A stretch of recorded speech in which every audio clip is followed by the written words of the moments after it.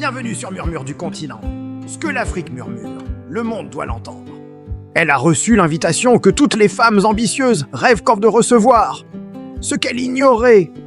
Ces femmes puissantes étaient maintes mortes depuis 30 ans. Un club exclusif, un succès garanti. Un seul problème, vous devez vendre votre âme et vous ne pourrez jamais partir. Aïcha Diallo gravit les marches 4 à 4. À 34 ans, cette directrice des ventes dans une multinationale de télécommunications vient de décrocher le plus gros contrat de sa carrière. Diplômée de HEC Paris, cette Sénégalaise n'a qu'une obsession, atteindre le sommet absolu du pouvoir économique. En 5 années fulgurantes, elle est passée de simple représentante commerciale à directrice régionale, avec un salaire mensuel de 15 millions de francs CFA, un Pentus aux Almadies et une Mercedes classe S. Mais son appétit reste insatiable. Ce mardi après-midi, une enveloppe couleur ivoire l'attend sur son bureau. Le papier est artisanal, le sceau en cire argentée et son prénom y est calligraphié à l'encre noire.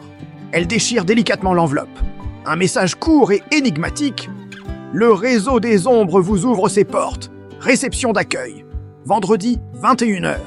Villa Seydina, Ngor. Tenue formelle obligatoire. Confirmation avant jeudi. Le cœur d'Aïcha s'emballe. Le réseau des ombres. La société secrète légendaire. On murmure que Madame Bineta Sow, la reine de l'immobilier, en fait partie. Que Madame Kadine Dieye, la ministre du Commerce, y siège. Que Madame Yacine Fall, propriétaire de la chaîne hôtelière Teranga Luxury, en est une membre fondatrice. Rejoindre ce réseau, c'est accéder à l'élite absolue. Sans la moindre hésitation, Aïcha rédige sa réponse. J'accepte avec honneur et gratitude.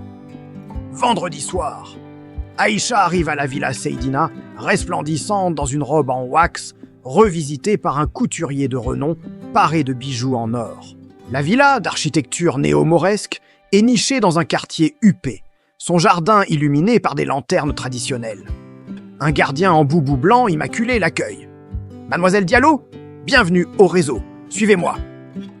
Il la guide à travers un corridor orné de masques africains anciens, puis vers un vaste salon où une douzaine de femmes, toutes entre 50 et 70 ans, conversent en sirotant du champagne rosé. Elle rayonne d'une élégance intimidante. Aïcha reconnaît immédiatement plusieurs visages. Madame Bineta, Madame Kadi, Madame Yacine, en chair et en os. Une femme s'avance, la soixantaine, les cheveux argentés tressés en couronne, le regard d'acier. Aïcha, je présume. Je suis Madame Awa Touré, présidente du réseau. Ravie de vous accueillir. L'honneur est pour moi, Madame. Madame Awa répond avec un sourire mystérieux. Nous observons votre trajectoire depuis 2 ans. Vous êtes exceptionnelle. Nous ne flattons jamais. Venez, je vais vous présenter aux sœurs. La soirée se déroule comme dans un rêve. Ces femmes extraordinaires partagent leurs expériences, s'intéressent aux ambitions d'Aïcha. Vous souhaitez lancer votre propre cabinet de conseil ? Lui demande Madame Bineta. C'est mon objectif ultime, mais les capitaux nécessaires. Madame Bineta la coupe. Les capitaux viennent à celles qui méritent de les recevoir. Une fois dans le réseau, tous les obstacles disparaissent. À minuit pile, Madame Awa frappe son verre avec une cuillère. Le silence tombe.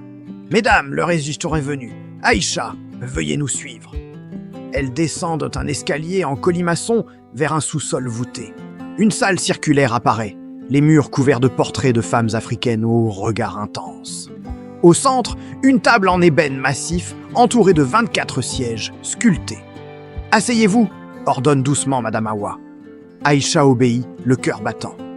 Les autres membres prennent place. « Aïcha, avant votre intronisation, vous devez connaître notre secret. » Commence Madame Awa. Le réseau a été créé il y a 45 ans par 14 femmes visionnaires qui refusaient les limites imposées par une société patriarcale. Mais les portes restaient bien fermées. Alors elles ont conclu un accord avec une force ancestrale, une entité qui offre prospérité et pouvoir absolu, en échange d'une dévotion totale et éternelle. Aïcha fronce les sourcils. Une entité ? Vous allez la rencontrer, poursuit Madame Awa. Grâce à ce pacte, nos membres ne connaissent jamais l'échec. Leurs entreprises prospèrent, Leurs adversaires s'effondrent. Quel est le prix ? Demande Aïcha. 2 conditions. Assister à nos assemblées mensuelles sans jamais manquer et ne jamais quitter le réseau. Une fois initié, vous appartenez au cercle pour l'éternité. L'éternité ? Même après la mort ? Même après la mort, oui. Un frisson parcourt Aïcha. L'ambition l'emporte sur le doute. « J'accepte !» souffle-t-elle. « Parfait !» Madame Hawa claque des mains 3 fois. L'obscurité est totale.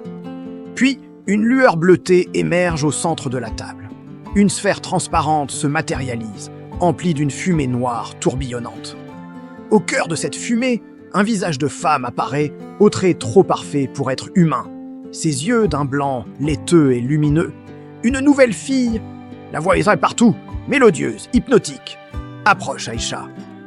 Poussée par une force invisible, Aïcha s'avance. N'aie crainte. Je suis la gardienne, celle qui octroie le succès à mes filles. Qu'êtes-vous ? Murmure Aïcha. Je suis ce que tu veux que je sois. Ancêtre divinité. Ce qui compte, c'est ce que je t'offre. Richesse illimitée, pouvoir, influence. Tes ennemis tomberont. Tu seras crainte et admirée. Et en échange, ta loyauté. Et lorsque ton heure viendra, ton esprit me rejoindra. Tu continueras à servir depuis l'autre dimension. Mon esprit ? Oui, regarde autour de toi.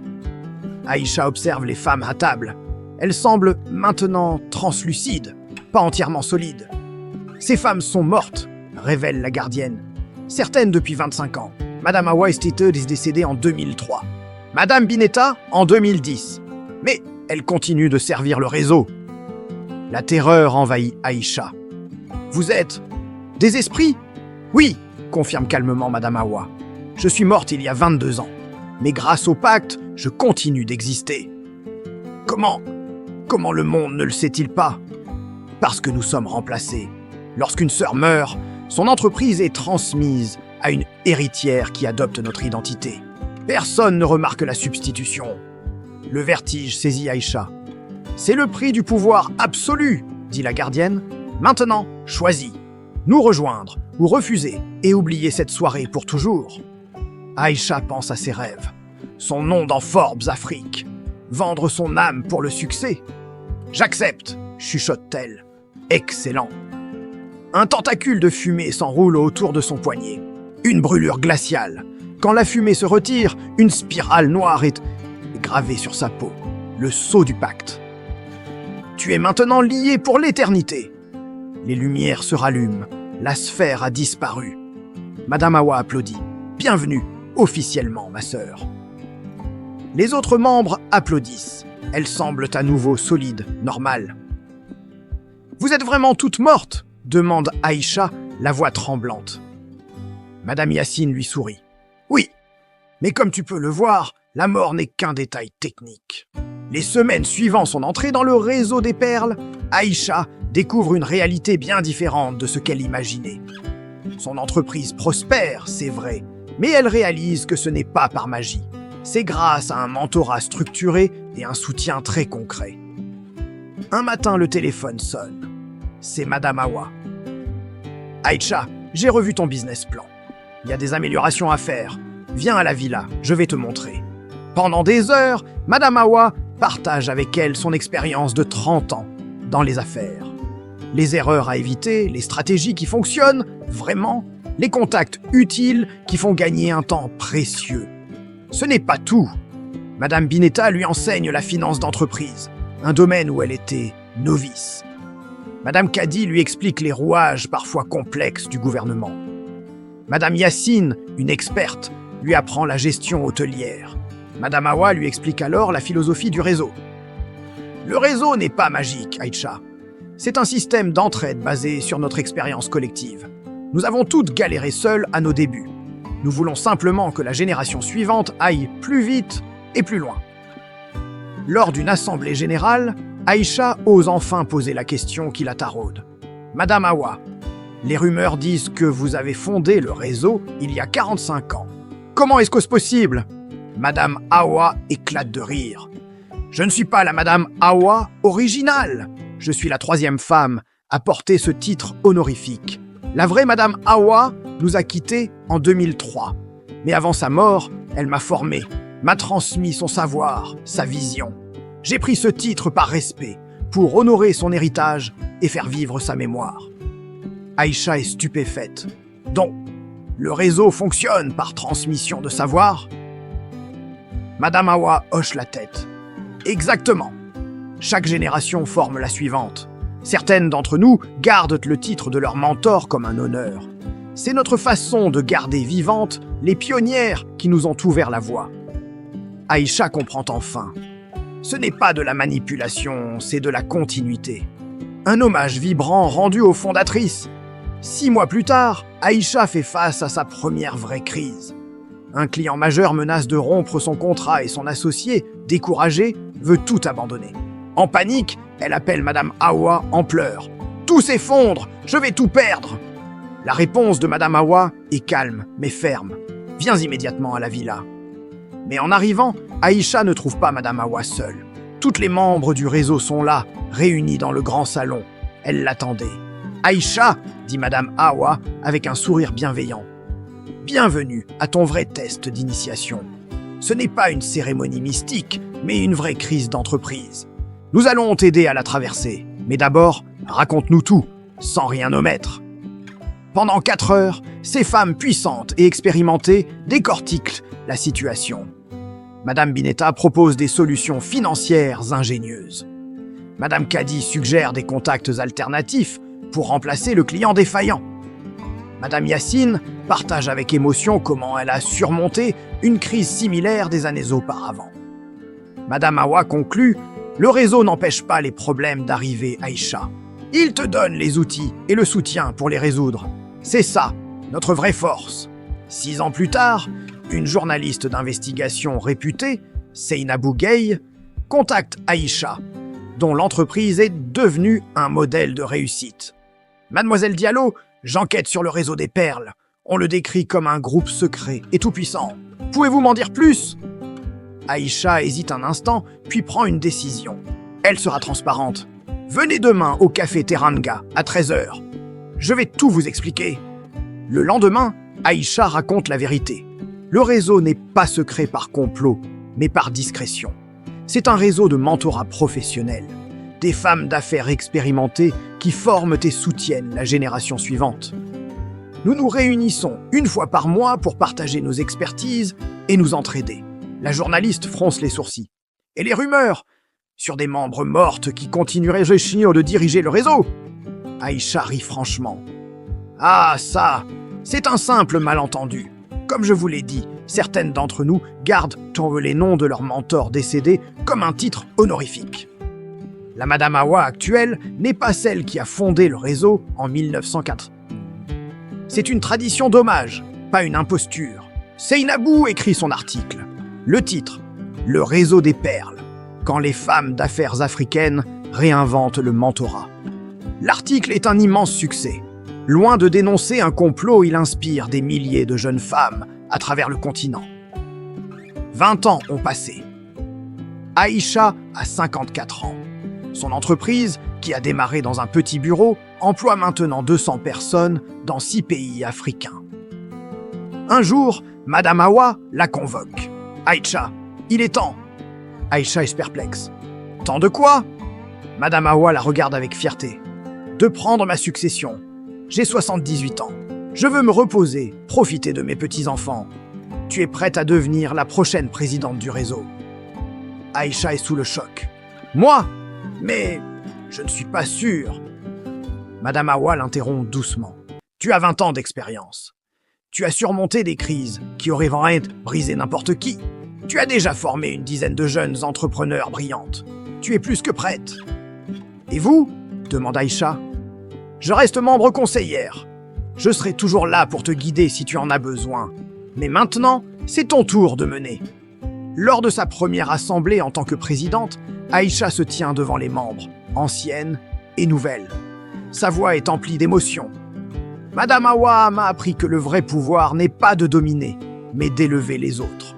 Le réseau continuera d'être ce qu'il a toujours été, un espace de mentorat, de partage et de solidarité féminine. » Elle regarde les nouvelles recrues, les yeux pétillants d'espoir. « Certaines d'entre vous deviendront peut-être un jour présidentes. D'autres créeront leur propre réseau. Peu importe la voie que vous choisirez. L'important est que nous continuions à nous soutenir mutuellement, sans relâche.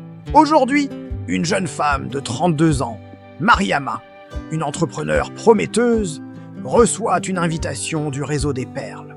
Elle est nerveuse, mais incroyablement excitée. À la villa, elle rencontre Aïcha, maintenant âgée de 60 ans, une femme sage et bienveillante. Bienvenue, Mariama. Le réseau n'est pas un club secret ou magique, c'est une famille professionnelle. Ici, nous partageons nos connaissances, nos contacts et nos expériences, bonnes comme mauvaises. En échange, nous ne demandons qu'une chose, ton engagement à faire de même pour la génération qui te suivra. Mariam est surprise. C'est tout. Aïcha sourit. C'est déjà beaucoup. Aider les autres à réussir, partager son savoir, créer des opportunités, c'est ça, le vrai pouvoir. Mariama rejoint le réseau. Pas par manipulation, pas par piège, mais par un choix éclairé, inspiré par la force de la sororité. Et le cycle continue. Un cycle vertueux, d'entraide et de croissance. La morale de cette histoire côtolier est simple. Le vrai succès ne se construit pas sur des raccourcis ou des pactes obscurs. Il se construit sur le mentorat, le travail acharné et le soutien mutuel. Les réseaux les plus puissants ne sont pas ceux qui contrôlent, mais ceux qui élèvent leurs membres. Car quand les femmes s'entraident authentiquement, elles ne font pas que réussir. Elles changent le monde. Merci de nous avoir écoutés. N'oubliez pas de vous abonner pour ne pas manquer nos prochaines histoires.